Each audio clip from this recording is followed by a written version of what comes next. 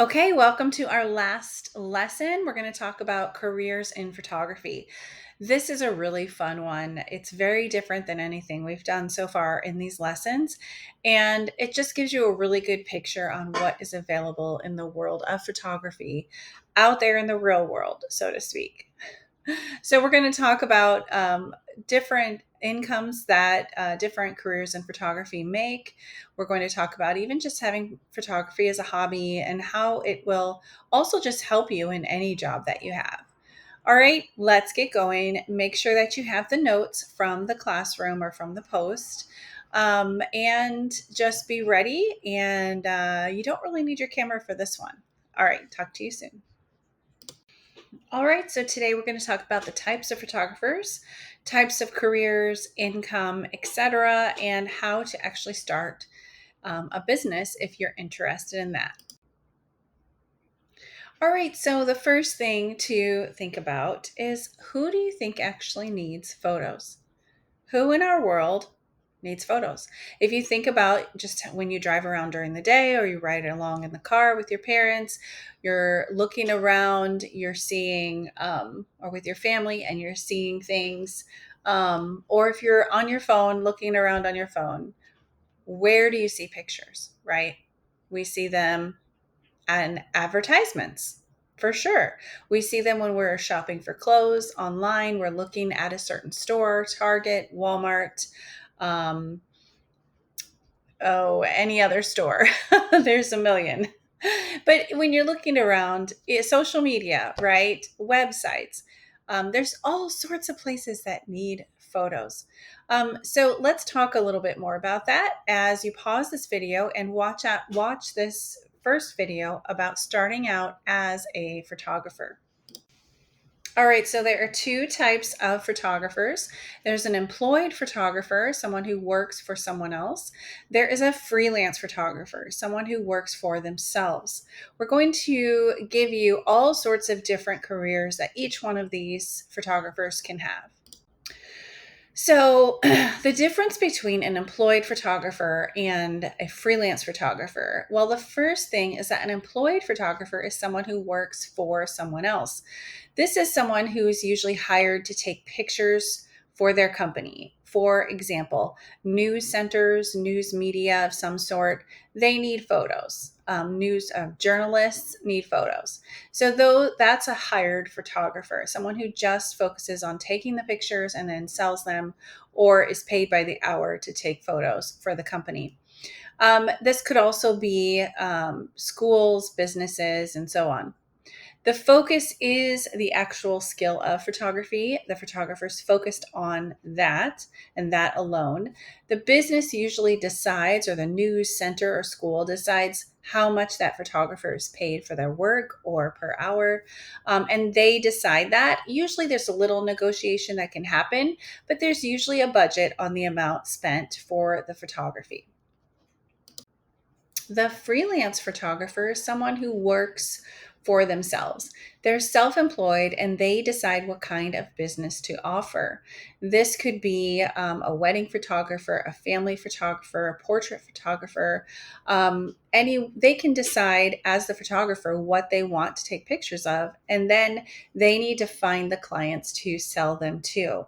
So their focus is usually the business side of things first and their photography skills second, because you can't actually sell anything sell your photos or do any of your photography work until you have clients that are willing to buy them or to hire you to do that work for them.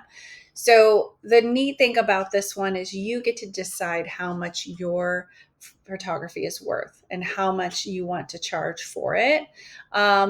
The difficult part is you need to find the customers. You need to have some kind of marketing campaign or way to get your name out there so that people can hire you to do work for them. There's many different industries. We're going to look into those now. We're going to dive into those a little bit more. Okay, so the first thing that we're going to talk about is your photography being used for a business photography business. So, if you are a hired photographer and you want to work For businesses, you can, usually they hire people to take pictures of their products, their events, do headshots for their website pictures. They usually hire on photographers for these different things that they offer in their business.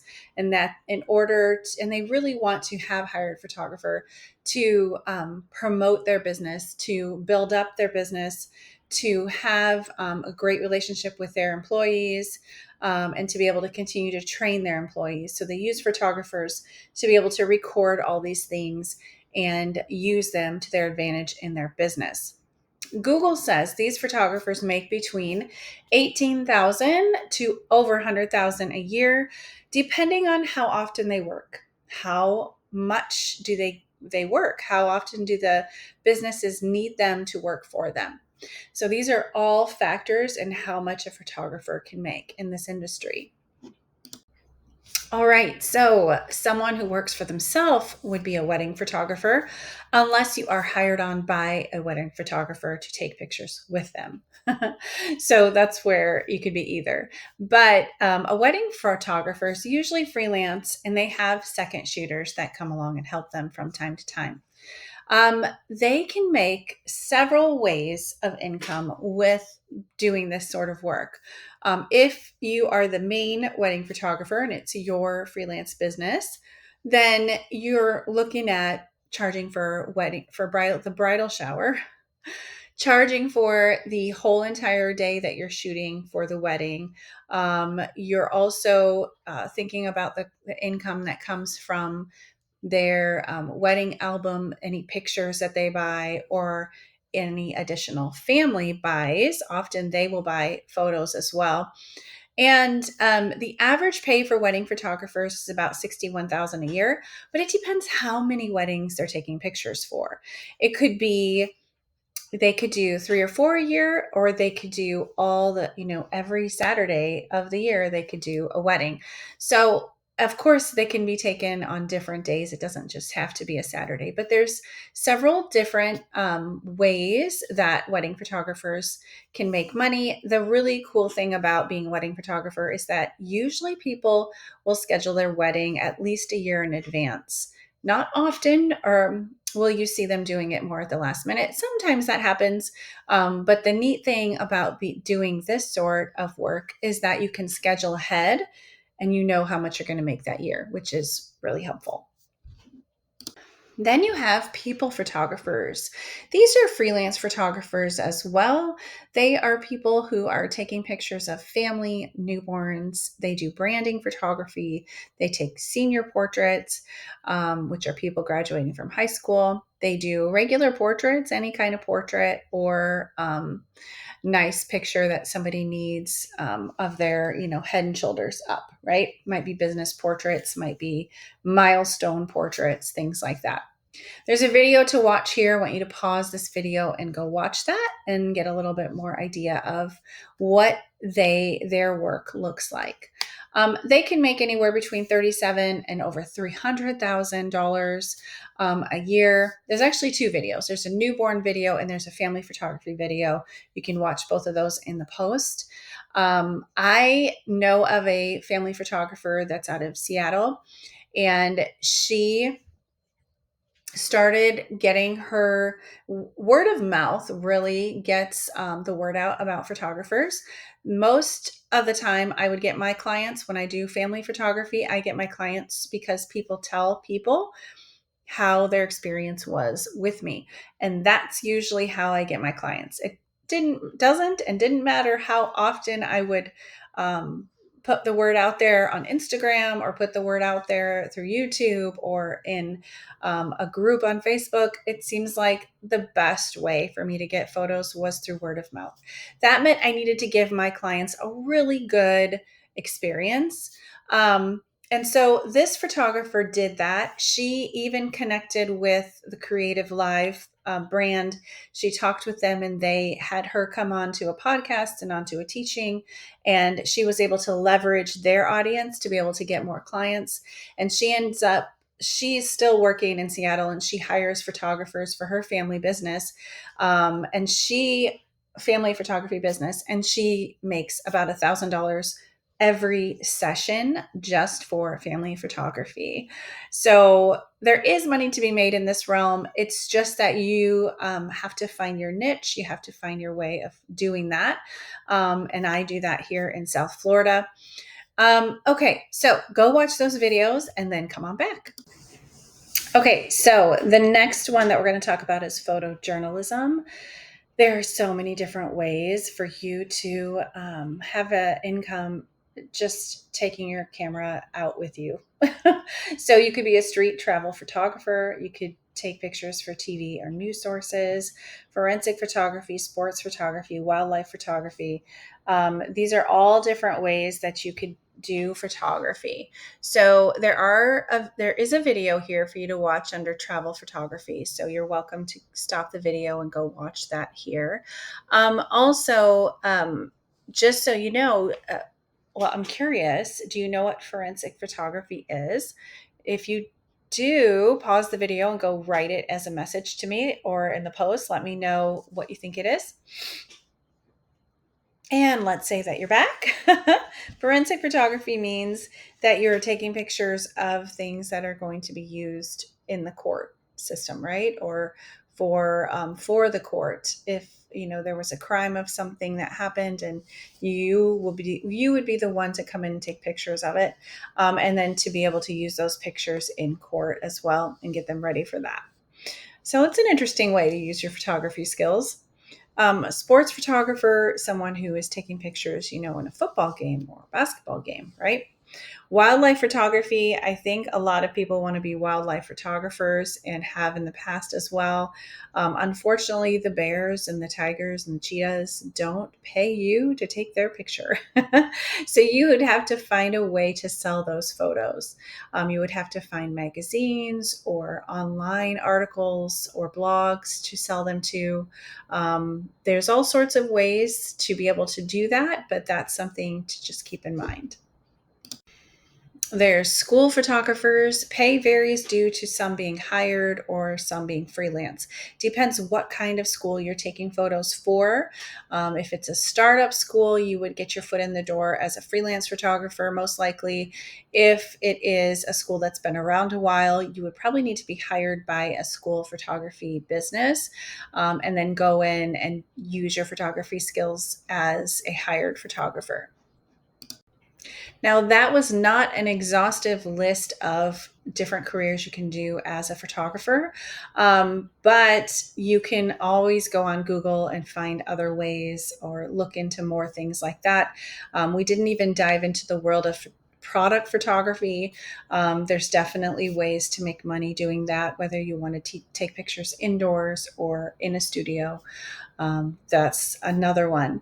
So, do I need a degree to be a photographer? That is the question, right? Especially if you're at the age where you're graduating from high school and you're wondering, okay, do I need to go to college for this, or can I just start using my camera today?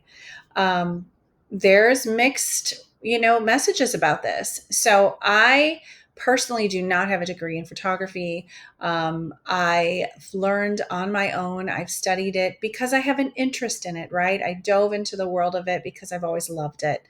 And I just decided to learn myself. And that's usually the best way to be able to learn something, is because you're excited about it. But I've known people who do go to school for photography. And this one person in particular I'm thinking of got um, like a double major in business with marketing as well as photography. So this person is able to do both of those things with their photography skills, and be able to focus on the business and grow it and use their photography skills in the process.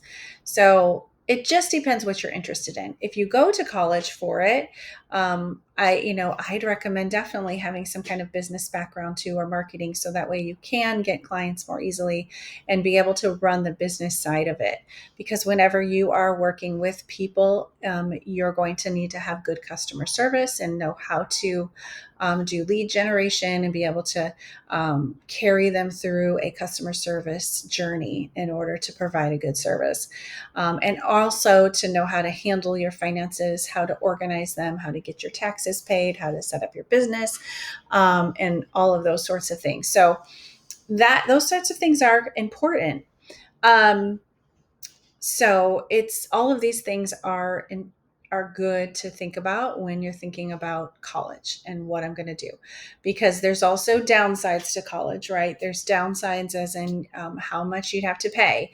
You need to look into scholarships, or if your parents have money for you to go to college, that's great. You could always work alongside the time that you are in college.